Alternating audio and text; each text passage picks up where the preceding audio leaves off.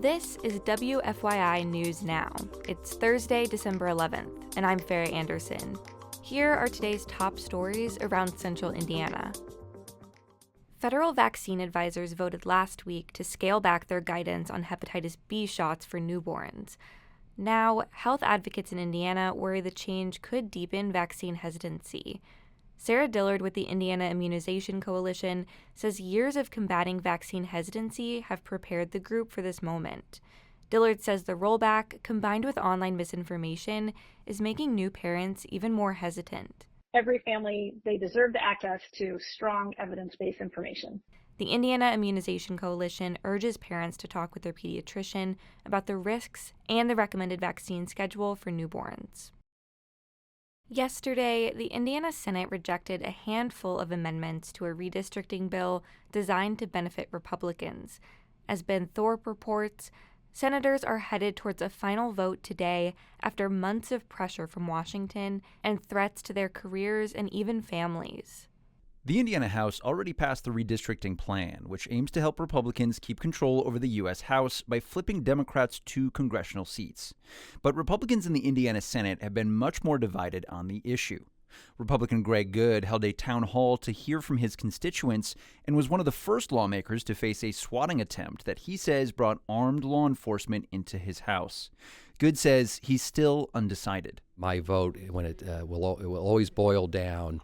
And this bill will be no different than any other piece of legislation I face. It will be in a way to reflect the voters of my district. Good says he's keeping an open mind until the very end. I'm Ben Thorpe. And as Zach Castle reports, a national political group is behind the new map. The National Republican Redistricting Trust is a conservative political group. The trust was involved in drawing Texas's new congressional map earlier this year. Now, Indiana Republicans behind the redistricting bill say they received the proposed map from the trust, but they have not said if state funds were used to pay for it. Bill author Representative Ben Smaltz and the trust did not respond to WFYI requests for an interview. Democratic Representative Robin Shackelford opposes redistricting. She says the public deserves to know more about the map's origins. If this is public policy, then I think it's crucial that we know who paid for this information and how it was paid for. The proposed congressional map would split the Democratic stronghold of Marion County into 4 Republican-leaning districts. I'm Zach Castle.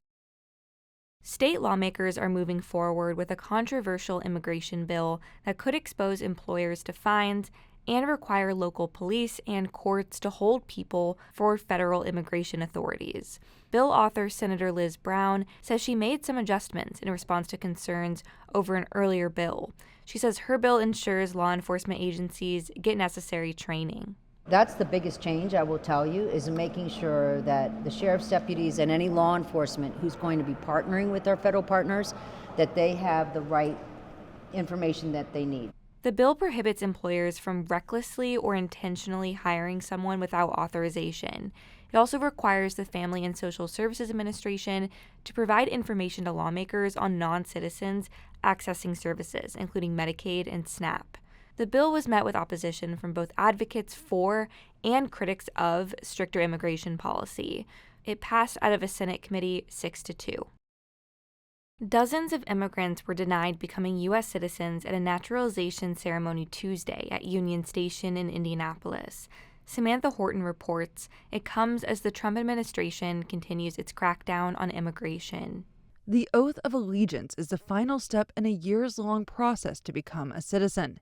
It's supposed to be a moment of celebration, joy, but due to recent immigration policy changes, the time, money, and effort is leaving some U.S. citizen hopefuls empty-handed and uncertain of their legal status. Earlier this month, the Trump administration announced the pause of immigration cases for people from 19 countries, including Afghanistan, Haiti, and Myanmar.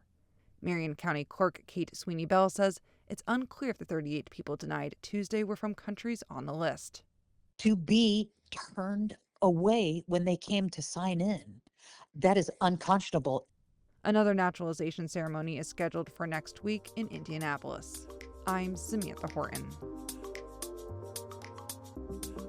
That's all for today's episode of WFYI News Now. Our podcast is produced by Zach Bundy, with support from the news team at WFYI and public media journalists across the state.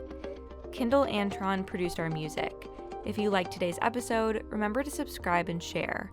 And follow WFYI on Facebook, Instagram, TikTok, and YouTube to get the latest updates from our newsroom. Thanks for listening. We'll see you next time.